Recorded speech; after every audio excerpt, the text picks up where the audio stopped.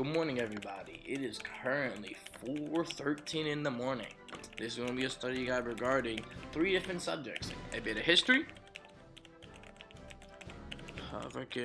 the Greek gift sacrifice, war and chess in Latin history, and some Spanish terminology. And we're going to talk about the chess term, and then I'm going to show a match where I absolutely devastatingly used it. Let's go and continue.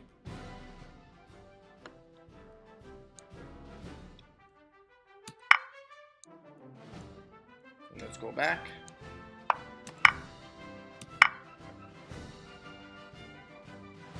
Now let us get started.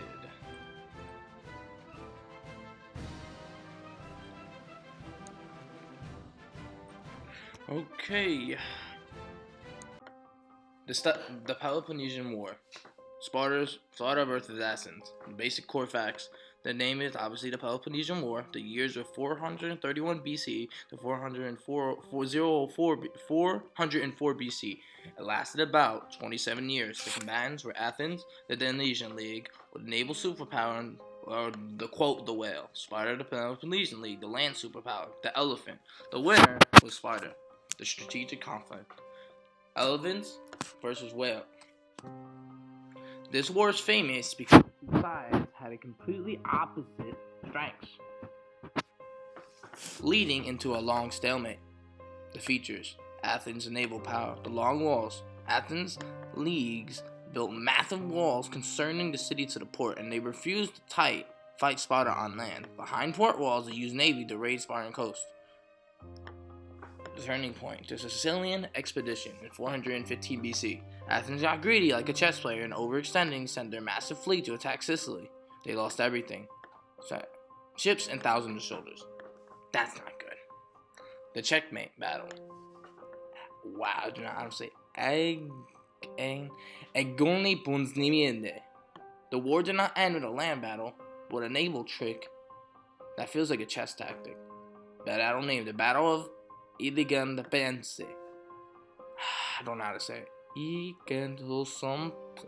Agledo Spa Amal. I don't know how to say it. The year, this is how you spell it: A, Alpha, Echo, Golf, Oscar, Sierra, Papa, Oscar, Tango, Alpha, Mike, India.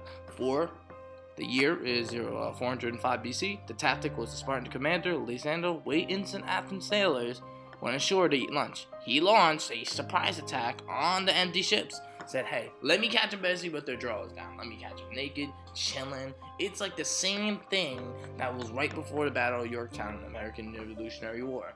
It was the turning point in the American Revolutionary War when George Washington crossed the Dangle Delaware or whatever, and he was the commander-in-chief and did a surprise attack on the Great Britain and the Great British to put up the first key turning point of the war, saying, hey, British, you think you can do whatever you want? Okay, yeah, I'm going to show you whatever I want to get you. Don't even worry about it. I forgot the name of the battle, but let us continue. The key takeaway is Athens lost because of the strategic overreach. They had a draw and hang. Safe behind walls. They tried to win too much. They overextended, tried to grab Sicily, the bottom battalion. And you never mess with Sicily. It's one of the most strategic land pieces in the world. If you try to get Sicily, you're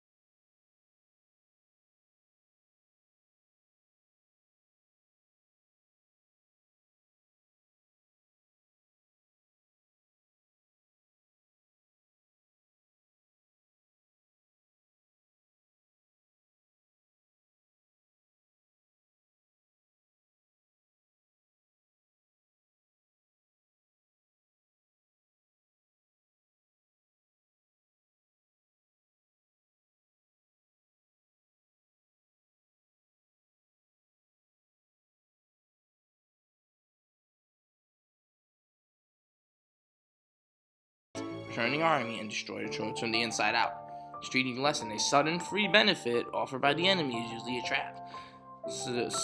Designed to bypass your defenses. This knight is the free piece, saying, "Hey, buddy, come take it.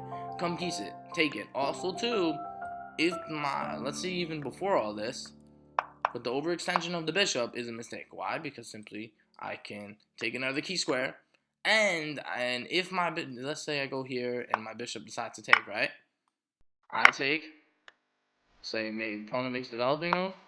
I put my rook in the b file. And this is going to get really ugly. The two Bs with the queen and the rook? Yeah, someone's gonna die. That's not black, my dear friends. Now let's go back. This will be. Obviously, as you've seen the Greek sacrifice yet in classic basic sacrifice, a direct tactical evaluation of the Trojan force, as you just saw. To simply explain the move again, you just take a7 in check.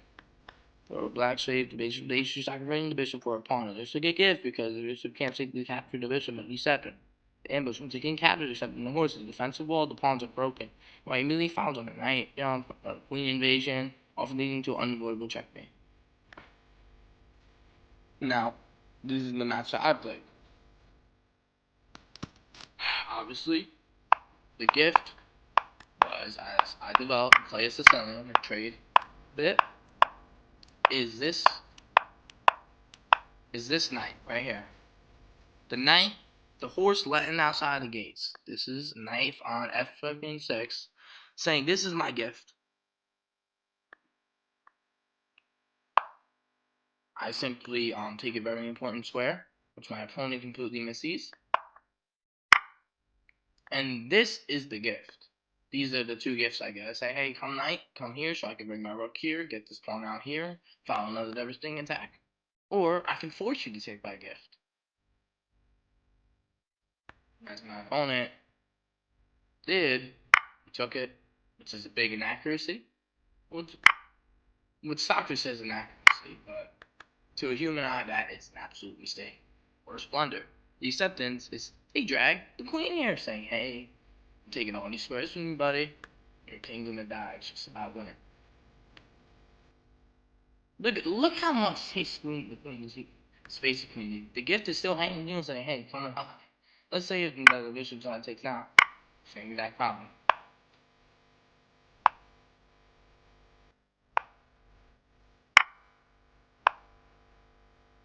Very simple. Then it's the same exact problem.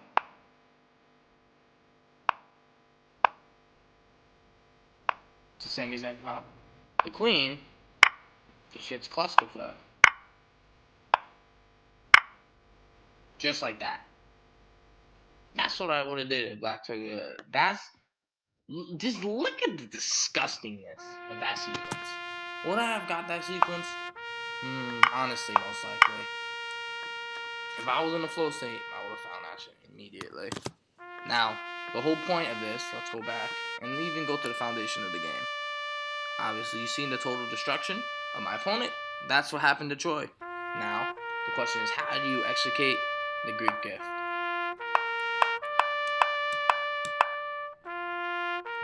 Let's see.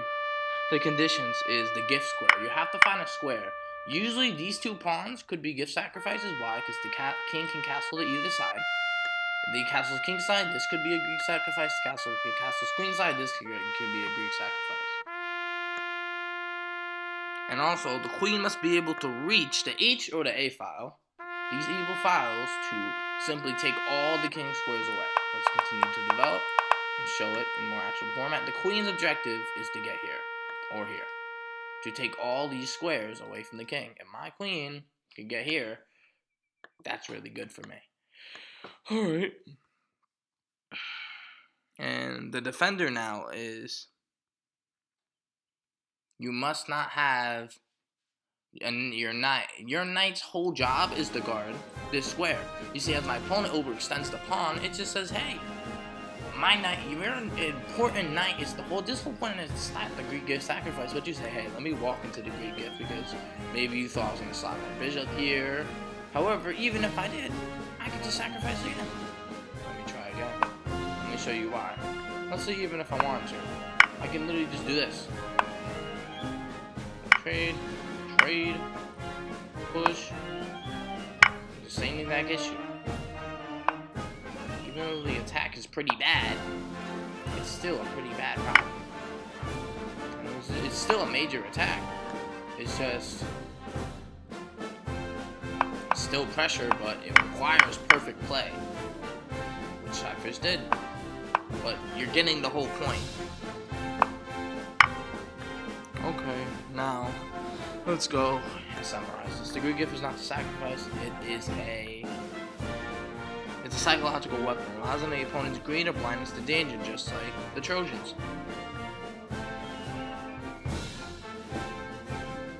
And now, if the opponent doesn't have the knight on either or of these squares, and the king is castled on both sides, the question remains: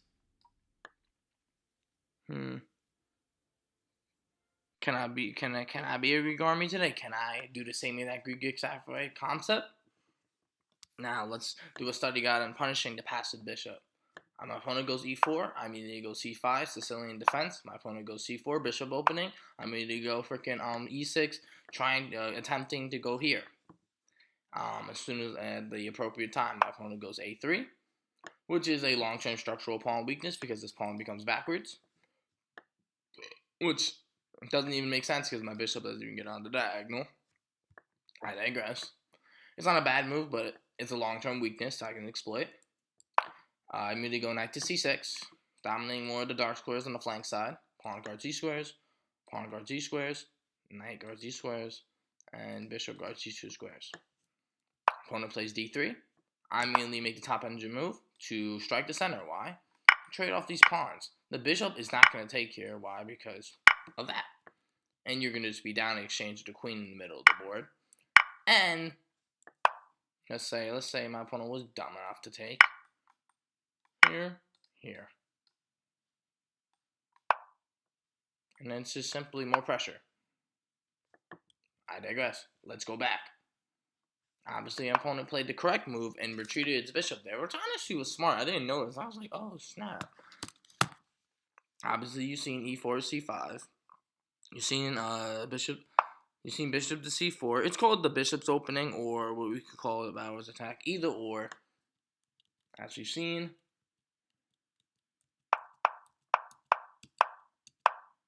Alright, obviously that. Let me go. Maybe just go freaking e6. The reason why this is e6 is not a bad move, but it permanently stucks the bishop on this side of the board, and it limits its controlling squares. Immediately I trade off. So bishop goes to a2. As you obviously knight to c6, knight to d3. I immediately go d5 striking, immediately centralizing the challenges. Well, this is why bishop c4. I equalize the position instantly. Obviously, as you saw, freaking e takes d5. E takes freaking go back. Strike the center. E takes d5. E takes d5. Bishop goes back. I develop my bishop to simply defend this pawn and to gain more control of these light squares.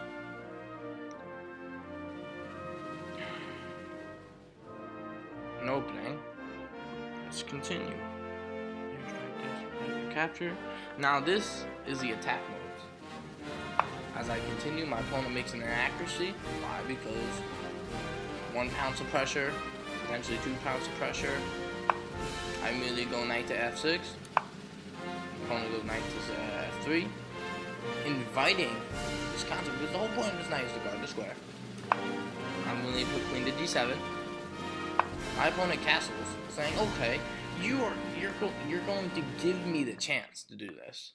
I immediately castle queenside, saying, "Hey, I'm going in for all an attack right away." My opponent makes a big mistake. Bishop to g5, pinning the knight to the rook. I simply just ignore the threat. I say, "Hey, man, this is about to get really ugly for you if you don't know what's happening."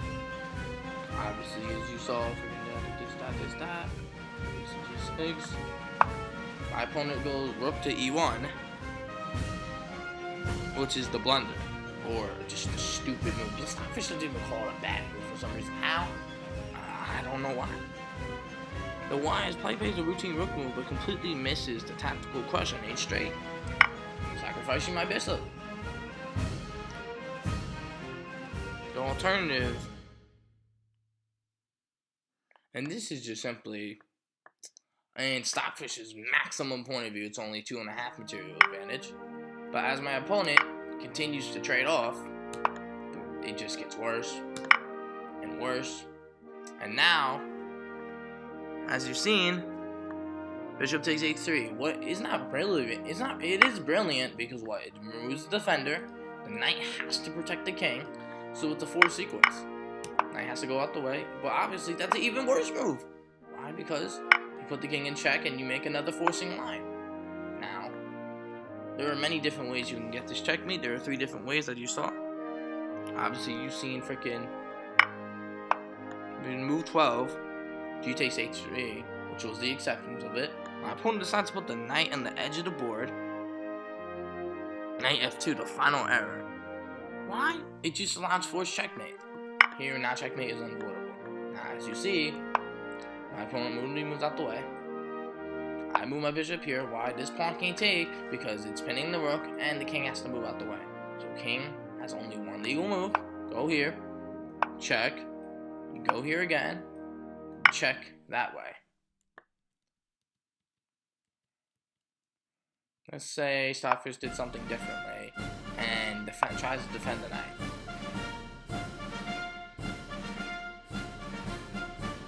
Do you want to know why this is? Because Stockfish can go here and completely stop the bishop from invading.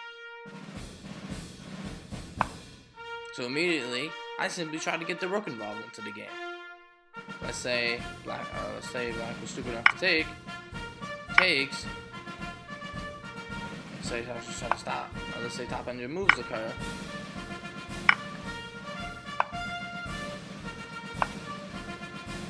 Takes, check. Queen gets into the way. Check. No, that's the wrong way. I meant rook here, rook here, rook here. No, it would be no rook, in between move, here, discovered attack, here, here, here, and then check. Or another line I went into for was this one. Let's say I take it. My opponent, obviously messes up the knight. My king, he moves the king to freaking h1. As you've seen, I discover attack, pinning the piece of the rook. The king's in check. I'm gonna go there, put the king in check. Obviously, that's mate. There was one more variation that I did. Where is it?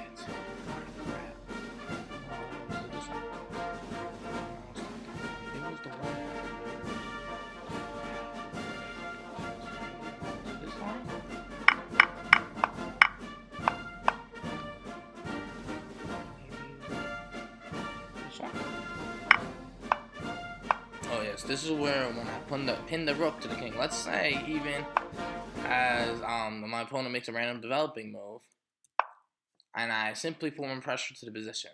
My opponent still doesn't see the threat.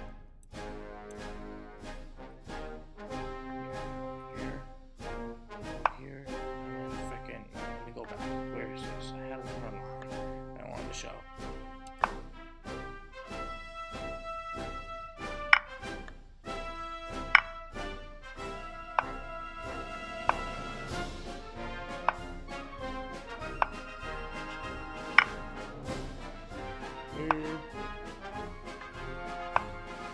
And just come out with a crushing advantage. Where is the one I have? Is it this one? And obviously, let's say if my opponent continued to trade here. Let's say my opponent made the mistake here. It's just this.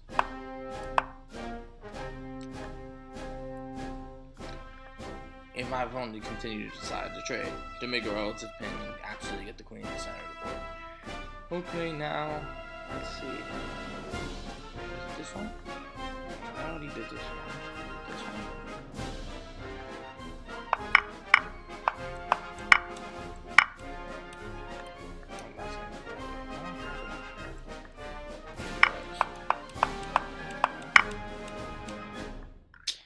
No, I missed it. I had the line, but probably didn't keep track of it. However, found one line that was so, like, it just literally, like, it was devastating how much material was ripped. But let's finish this. The summary. The key takeaway is this. I punished White's passive opening play, a3, h3, seasoning the center, setting it up, and by opposite side castling. When White played h3, they created a hook for me to sacrifice. I did it correctly on move 11, and ripped open the king's defenses. Practice the mate in 3, dispositions mate in 3, and try to find all the force mates. Checkmates are an extreme advantage that you get. I found 3, I know there's one more left, but I gotta find it and show it to you guys later. Hope you guys enjoyed this video. As you see, that was me. We're in the same position, and we get about here, and I made the Greek gift sacrifice, and I made a take with the queen, and my opponent does something different, like this. And just simply, I take back with the bishop, and my opponent makes a developing move trying to attack my pawn. This is even more devastating checkmate. Rook to g8 check, knight goes in the block, rook comes in check again, queen is forced to block, rook takes, that's obviously checkmate. Where's the final one? I know I have there's a better one here. Oh yes. Let's say in this situation the knight's pinned to the king, and the queen decides to come in and go for a check to attack my king, and to try to protect the knight. It's even worse. Queen to g4 check. Rook comes into check. My opponent tries to lift his rook to protect more of these squares. Immediately go on h8. You go on knight to d4 check. You go pawn to queen takes f2. Rook takes. Freaking king to c1. And then that was the most devastating checkmate. This is the one that I think was the most disgusting, my personal opinion. Where's this one? Freaking this one, right? If you look at this, you just make the king walk across the entire board. Like, look, this entire part of the army is eliminated. My goodness. This is devastation. But that was the final forcing mating line. That's all out.